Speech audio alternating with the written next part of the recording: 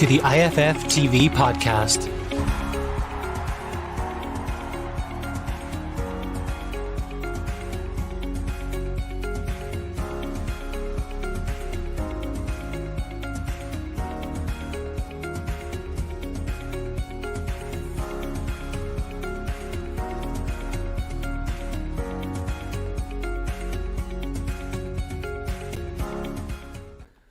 Hello, Macadores Football Fan TV. It's myself, joined by Gary Spain, and we're here to discuss Stephen Kenny's squad announcement. Gary, how are you, first of all, on this lovely sunny day? All good, yeah. It's a lovely sunny day. Lovely day yesterday. It's great. I hope the weather lasts. And yeah, all good, all well. And well, looking forward to having international football back next week. Yeah, well, actually, in saying the sunny weather, I haven't even had a chance to go out because it's been all go all morning waiting on the squad. It didn't get announced till just before 1 o'clock, and then Stephen's just after doing his press conference there, which I'll have out as a later video later on because I'm waiting to be sent it by the FAI. So anyone kind of wondering there, we'll probably take some comments as well. So just stay in the comments and add to it. But we're gonna whip up the squad here, and myself and Gary are going to dissect the squad as best we can, and maybe I'll bring up some bits as well that Stephen kind of mentioned throughout the press conference. Okay, so obviously in goal we've got Caoimhín Kelleher, Gavin Bazunu, Mark Travers and Kieran O'Hara.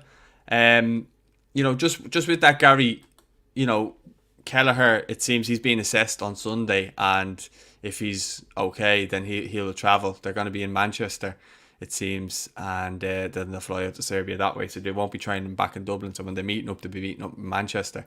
And he basically said on the press conference there that it seems Mark Travers is the next in command, so not Bazunu. I think Bazunu will probably be, if Kelleher's there, Bazunu's third in command. If Kelleher's not there, I think Bazunu's second in command because he's playing regularly or whatever. But the fact that Travers has played in the Premier League and obviously played internationally, I think that helps him out in this regard if Kelleher, of course, isn't fit. But there's no confirmation on that just yet. But your thoughts?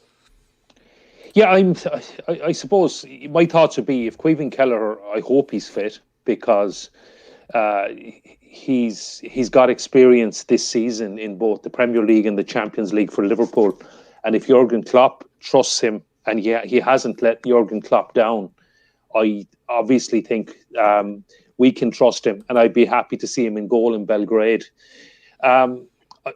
After that, and he's obviously named 4 goalkeepers because of the concern about Caoimhín. I'm a bit surprised Kieran Westwood isn't there. Now, look, I know what Stephen's job is, and he is building for the future, and Kieran Westwood is not the future, etc., given his age. But I think, given we've lost Darren Randolph, and there's obviously a huge doubt over Caoimhín, I think it's a major risk going with Mark Travers, who's had very little game time. I know he's got some Premier League experience, but basically he's been a number 2 now for the last 2. Well, this is almost his second full season not being first choice, and he's had very little game time. Went on loan, and I suppose I would have been happier if Caoimhín Kelleher was not available, if Kieran Westwood was drafted in, particularly for Belgrade as number 1. But look, Stephen's the manager, and it's his choice, and I'm sure he's every confidence in Mark Travers. I know Mark Travers, let's say 2 years ago, did really well in the Premier League when he was called upon by Bournemouth. I'd just be concerned about his lack of game time. He did try to go on loan to get game time and got called back again. So, well, hopefully Caoimhín's fit, and then I think Caoimhín is between the sticks in Belgrade for me, without doubt.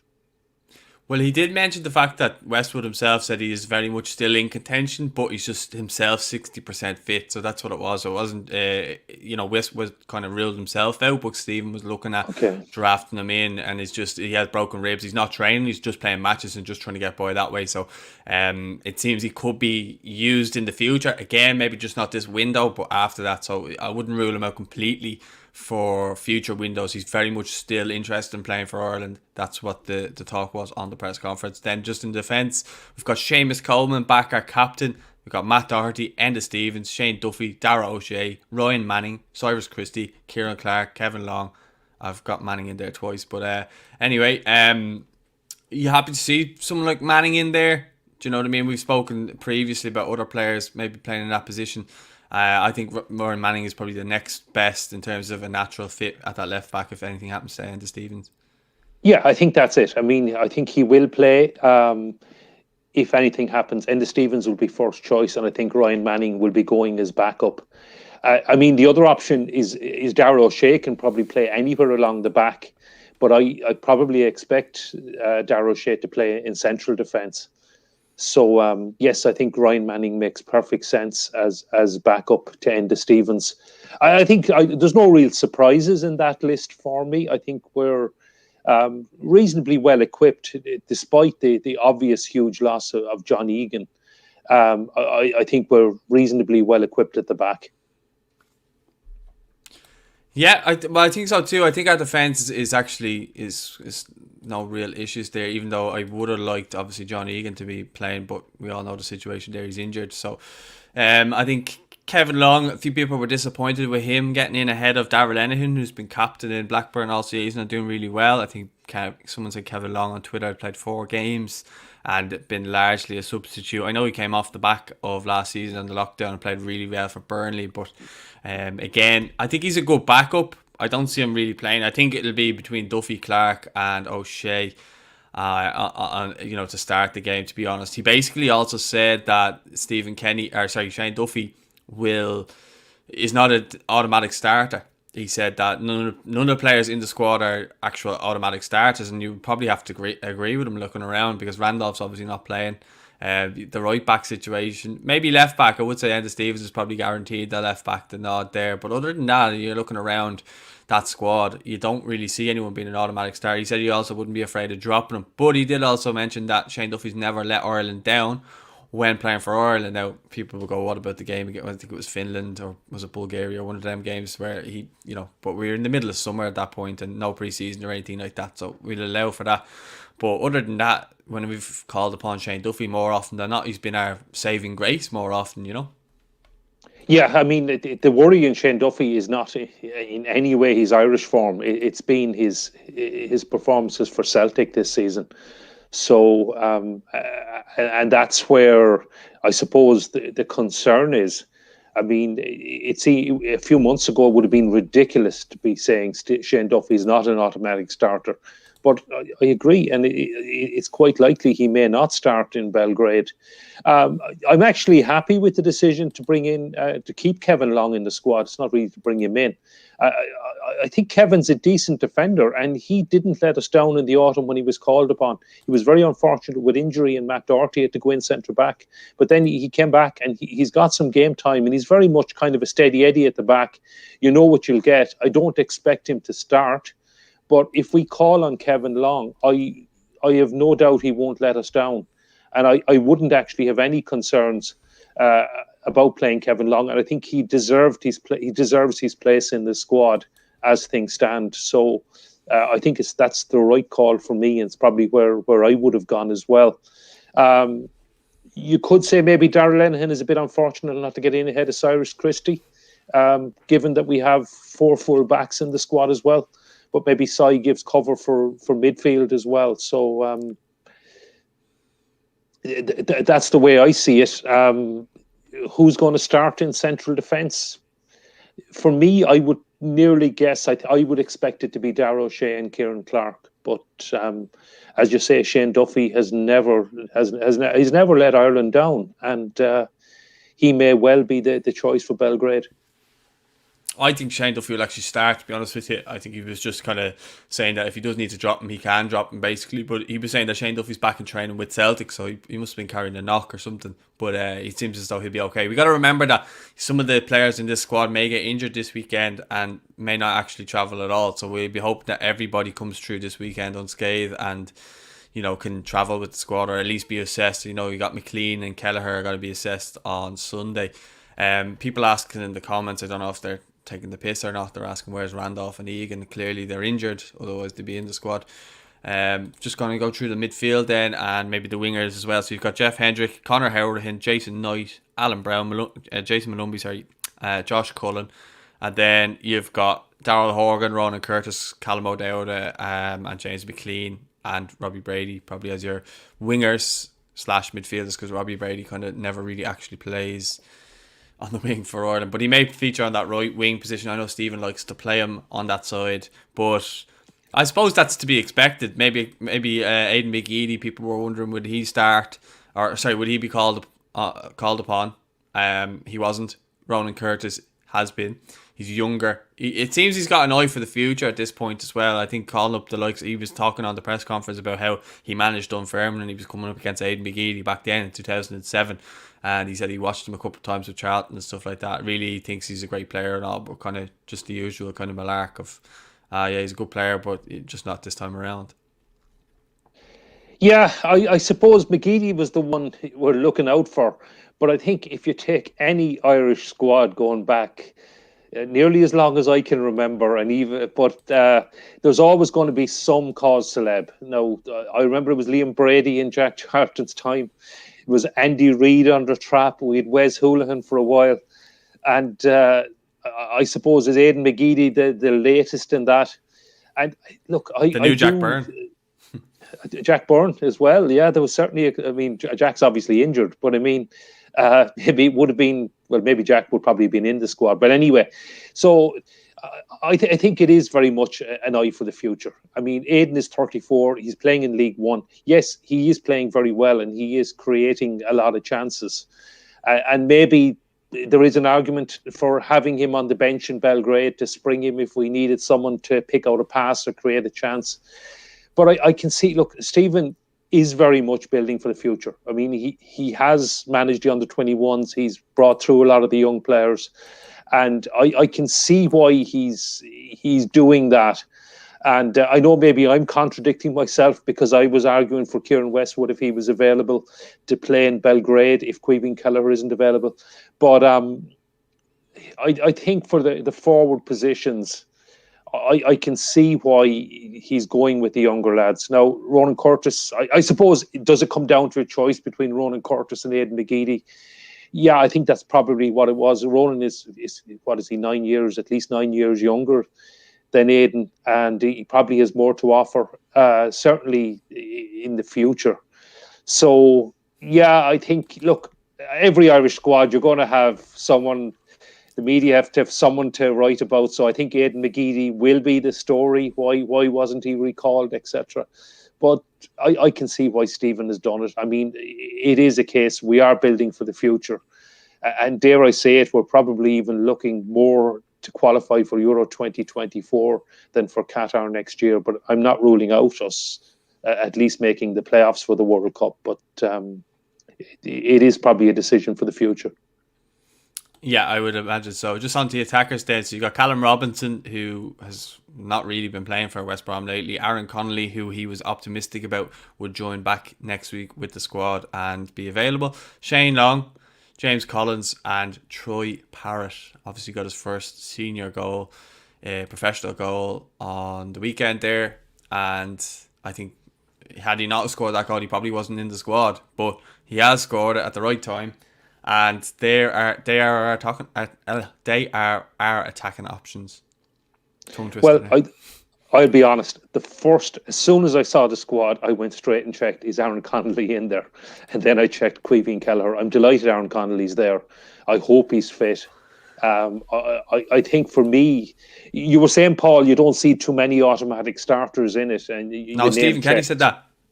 Okay, well, Stephen Kenny said it. Okay. For me, I see Aaron Connolly as being one of those. If he's fit and available, he'll be an automatic starter, and hopefully, fingers crossed, he will be. He was the first name I checked for. Caoimhín Kelleher was actually the second, because there's a lot of strikers in the squad, but for me, there doesn't seem to be an awful lot of goals. And I appreciate Aaron Connolly's not a prolific goal scorer either, but he does give something different. And I think he has something that I don't see in a lot of the other players in the squad. And he is still liable to score and also to create. And also a good man. We are going to be under the caution, Belgrade. There's no doubt about that. Serbia are going to have most of the play, most of the territory.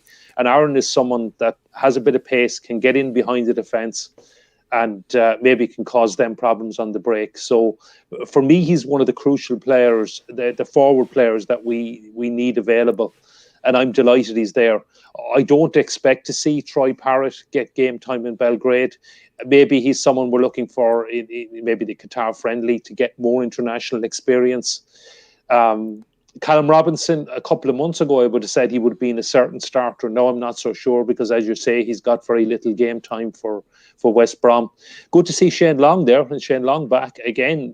Maybe more of an option off the bench, an impact player as well. I agree with Robbie Brady. I think Robbie Brady will play, assuming he's fit and available. May well play as part of a midfield three, or possibly on the right, cutting in on his left foot, as you say, or maybe on the left. Although if Aaron Connolly is available, I'm assuming he will play on the left. But a lot of options actually when you see them up front. I suppose the name you're looking for that's not there is possibly Scott Hogan. Apart from Aidan McGeady on the wing, Scott Hogan is a central striker, but you have to make the call somewhere, and I think it's probably fair enough. Yeah, I think there's not too many. When I seen the squad, I was looking at it going, I can see why he's gone for the players that he's gone for, considering there's not a whole lot. Like, people are saying, how is Hendrick? And Hendrick is still a Premier League player, playing in the highest league. He might not be playing that often or whatever, but we've got injuries and everything else weighing up. One I'd be surprised about and see if he actually gets some game time that might help his club form is Jason Malone, because we all know Stephen's already a massive fan of his anyway. And maybe if he's to come in and get some game time internationally, he could go back to Preston then and maybe kick on a bit. Who knows? Up front, James Collins, Shane Long. He name-checked Shane Long, and actually in the press conference had said that he was impressed at how he's been playing at Bournemouth and stuff. He's obviously scored a couple of goals as well, which will obviously help his confidence. Troy, as you say, I think he'll be more used for maybe Luxembourg or Qatar. I think Stephen might not even use him centrally. I think Stephen may use him as maybe as either a right wing or a left wing, or maybe a 10. I don't see him playing him as a striker, considering the options that he has in front of him. But then again, I could be wrong, and we'll wait and see what happens on that. But it's good to have options. I know people aren't excited because it's largely a Championship and League One squad, if we're being honest. There's a few, obviously, I think when you look at the defence, more so that's a Premier League kind of standard defence. But other than around the squad, it's basically kind of Championship to League One players, isn't it really? Considering injuries and stuff like that. Yeah, I think it's fair comment, but it's not as if we're, I was mentioning the cause celeb is probably going to be Aidan McGeady in the newspaper tomorrow. He's League One. There's no obvious Premier League player for me to be left out. I was certainly expecting Jeff Hendrick to be named in the squad. I think that that's not a surprise to me, and I would not be surprised if he starts in Belgrade. He's still an experienced player. Appreciate he may not have hit the heights that he hit in Euro 2016, but he's getting pretty regular game time for Newcastle, and I would not be surprised if he starts in Belgrade. And as you say, Paul, he's still a Premier League player, and you don't have too many bad players in the Premier League these days, and people may not realise a lot of the work Jeff Hendrick does get through around the pitch, and it wouldn't surprise me at all if he is starting next Wednesday against Serbia. Yeah, I think it'll be interesting to see. For those of you looking for the press conference, I think it's going to be sent in the next couple of hours. We haven't got it yet, but as soon as it's out, we will upload it and we'll let you check it out and whatever. But until then, I think that's fair to say we've pretty much covered everything on that, Gary. Do you have you anything? Do you want to rate the squad? What would you give the squad out of 10 for a rating? Oh, I mean, Paul, I'll give it a 6. Right. Well, I mean, I don't know what Stephen could have done. I mean, he's picked 29. I think I counted 29 players. And, it is, yeah. So he's picked 29 players. I mean, maybe I was expecting 3 or 4 less than that, but he has to allow for injuries. So if you were saying to me this morning it's going to be 29 and pick the 29 and these are the injury situation, I probably would have had much the same, really, to be honest. So it's very hard to be critical. So I give it an 8. I mean, of the players available, that's really the squad you pick. So I think it's very hard to be critical. I'm not going to be critical about the Aidan McGeady decision. He's 34. Stephen's building for the future. I'm a bit of a hypocrite when I said, even with the ribs and everything, I would have pressed Kieran. If Caoimhín Kelleher is not available, I really would have pressed Kieran Westwood if there's any way he could play in Belgrade, just in Belgrade. And but look, I mean, Mark Travers, maybe he deserves his shot as well if Caoimhín isn't available. So, but it would be some baptism of fire to be playing in Belgrade. So yeah, I'm not going to be. I'd give the squad an 8 or even an 8.5 because, to be honest, that's more or less the squad I would have picked. I don't know. Would you have picked too many different, Paul? Not that I would have picked too many. I may have had Scott Hogan in there, maybe, because James Collins is just kind of coming off the bench a lot for Luton Town recently, which I thought was a bit strange. But look, I can't disagree with the squad too much, but I wouldn't be giving it an 8 or an 8.5. I think that's a bit, generous. I'm not giving Stephen Kenny stick for the squad. Like, all he could do is pick the players that are available to him, and he's pretty much done what I think is probably his best. I'm just saying the squad as a whole, it's not great, like, going into these games. And we're kind of, obviously, it's not helped by the likes of the injuries and whatnot. You know what I mean? So that's what I mean. It's just, it's not a squad rating of what Stephen chose. It's more the actual squad itself. Yeah. It doesn't fill me full of confidence going into the next. Like, I'm still going to be optimistic, but going into these games against Serbia, especially, we struggle to score goals as it is. We struggle to get any sort of, creativity in there. We've got the likes of Jack Byrne missing. So yeah, it's just. I'm hoping and praying that we can get through this round of fixtures, the next 3 games, and hopefully get a couple of good results. That's all I'm really looking for, to be honest with you. I don't care how it happens. I don't care if it goes in on someone's arse and we win the game. I'd be happy enough with that, and I'd take that, and I don't care if it's a 1-0 win or whatever. But I will say, under Stephen, to his credit, the games that we played, even though we didn't win any of the games, we probably didn't score, we were creating chances. We probably just lacked that bit of quality in the final third of the box. But overall, our play and everything, like, we weren't bad to watch, and we weren't, like, really bad. It's just that the opposition got a goal, and that was it, and we just couldn't recover from it. But I think I'd like to see us maybe take the lead in a couple of games. I've said this before. I know in the last 8 games or whatever, as I said, I'd love to see us take the lead and see how we would deal with it, because we haven't been in that situation yet. But I think the likes of having the likes of Seamus Coleman back, and please God he gets through this weekend okay. And then Matt Doherty, I know people said he didn't have a good game against Arsenal, but he's starting to come into a bit of form. I think I would like to see him maybe used higher up the pitch for us, to be honest. And Stevens kind of said that as well, that he wouldn't rule it out. So look, I do think we actually have options despite that. I think Stevens found ways of getting options into the squad. So fair play to him, and I'd be interested to see how we get on now next week. But I'm just hoping we can get through the weekend without any more injuries or anything like that, because the last thing we need is anything more. I hope Kelleher's fit. I really hope Kelleher's fit, because he's shown he can produce in the Premier League and in the Champions League when he was called upon. So I'm hoping that he can do that again for us. And then, look, let's just try to be optimistic anyway. We'll have the press conference out for you in a little while, guys. Huge thanks for Gary for jumping on. Doesn't he look great there with his new camera and set up there? Look at him. He looks great. So, Gary, thanks very much for joining me. And, let us know your thoughts on the squad in the comments. Don't forget to like the video. Don't forget to subscribe as well. If you're a returning watcher and you haven't subscribed, please do so now. If you want to check out our podcast or anything like that, the link is in the description. And, we'll speak to you all soon. Thanks for joining in, and see you in a while. Thanks, guys.